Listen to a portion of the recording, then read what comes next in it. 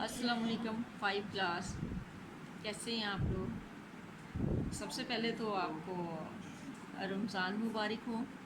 اللہ تعالیٰ ہم سب کو اور ہمارے ملک پاکستان کو ہمیشہ سلامت رکھے۔ تو آج میں آپ کو پڑھانے لگی ہوں اسلامیات صفحہ نمبر 11، اور اس کا جو سبق ہے ہمارا یہ ہے اطاعت رسول صلی اللہ علیہ وسلم اور اس کی اہمیت، اور عنوان ہے ہمارا پڑھائی۔ اور آپ ایسا کریں سارے بچے اپنی اپنی بک کھول کے رکھیں تاکہ آپ کو اچھی طریقے سے سمجھ آ جائے، ٹھیک ہے؟ تو سب سے پہلے ہے اطاعت جو ہے وہ عربی زبان کا لفظ ہے، ٹھیک ہے، جس کا مطلب اتباع اور فرما برداری کی ہے، ٹھیک ہے، جس کا مطلب ہے اتباع کرنا اور فرما برداری ہے۔ کس کی اتباع کرنا، فرما برداری کرنا؟ نبی کریم صلی اللہ علیہ وسلم کی اتباع اور فرما برداری کی ہے۔ جس طرح ایک اللہ پر ایمان لانا ضروری ہے، اسی طرح رسول اکرم صلی اللہ علیہ وسلم کی رسالت پر یقین رکھنا اور آپ صلی اللہ علیہ وسلم کے احکام کی اطاعت کرنا بھی فرض ہے۔ یعنی کہ جس طرح ہم اللہ تعالیٰ کی بات مانتے ہیں، اللہ تعالیٰ کی ہر بات ماننا لازمی ہے، اسی طرح نبی کریم صلی اللہ علیہ وسلم کے احکام کی اطاعت کرنا بھی فرض ہے۔ یعنی کہ اللہ تعالیٰ نے جو حکم دیا ہے، جو ہمیں بتایا ہے، ان کی اطاعت کرنا بھی فرض ہے۔ حقیقت یہ ہے کہ اللہ تعالیٰ کی اطاعت ممکن ہی نہیں جب تک رسول اکرم صلی اللہ علیہ وسلم کی اطاعت نہ کی جائے۔ اطاعت رسول صلی اللہ علیہ وسلم کی اہمیت، اب ہم نے یہ پڑھنا ہے، یہ دیکھنا ہے کہ نبی کریم صلی اللہ علیہ وسلم کی اطاعت کی اہمیت کیا ہے۔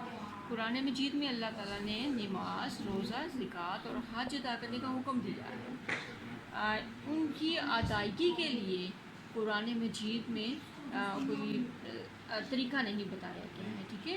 اب یہ اگر بتایا گیا ہے قرآن مجید میں، یہ بار بار آیا ہے کہ نماز ادا کرو، لیکن یہ کہا گیا ہے کہ نماز پڑھو، نماز ادا کرو، یہ نہیں بتایا گیا ہے کہ نماز کس طرح ادا کرنی ہے، زکوٰۃ کس طرح ادا کرنی ہے، حج کس طرح ادا کرنی ہے۔ تو ان سب چیزوں کے بارے میں ہمیں نبی کریم صلی اللہ علیہ وسلم کی زندگی سے پتہ چلتا ہے، کیونکہ نبی کریم صلی اللہ علیہ وسلم نے باقاعدہ جو ہے وہ سب کچھ کر کے دکھایا ہے، ٹھیک ہے۔ ان عبادات کو ادا کرنے کا طریقہ حضرت محمد صلی اللہ علیہ وسلم نے بتایا ہے۔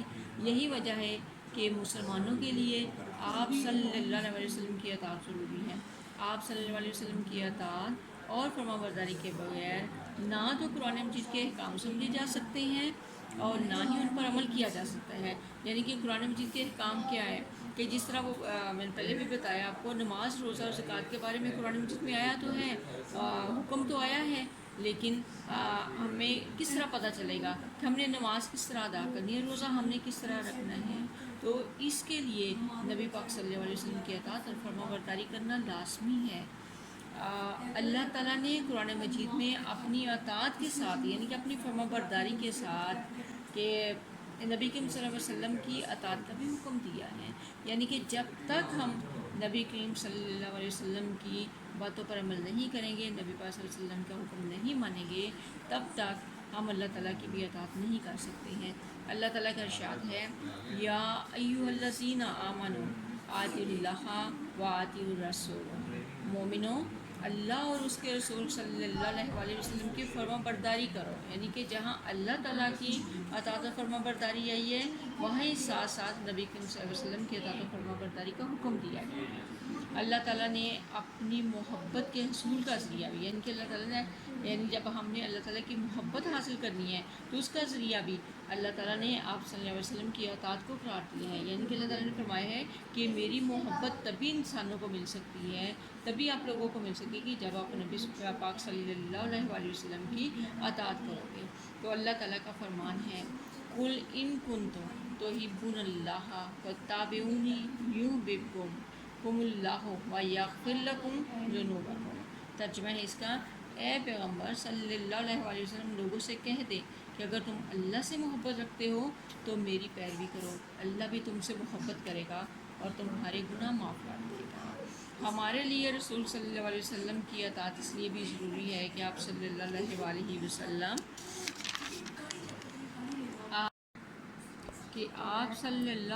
وسلم نے جو کچھ بھی بتایا ہے وہ اپنی مرضی سے نہیں بلکہ اللہ تعالیٰ کے حکم سے بتایا ہے، ٹھیک ہے، کہ اللہ نبی پاک صلی اللہ علیہ وسلم نے جو بھی حکم ہمیں دیا ہے، جو بھی بات ہمیں بتائی ہے، وہ اپنی مرضی سے نہیں بلکہ اللہ تعالیٰ کے حکم سے بتائے ہیں۔ نبی اکرم صلی اللہ علیہ وسلم کے فیصلوں کے مطابق عمل کرنا ایمان کی بنیادی شرط ہے۔ اللہ تعالیٰ نے فرمایا ہے کہ کوئی شخص اس وقت تک مومن نہیں ہو سکتا جب تک وہ اپنی زندگی کے تمام معاملات میں رسول اکرم صلی اللہ علیہ وسلم کے کیے ہوئے فیصلوں کے مطابق عمل نہ کرے۔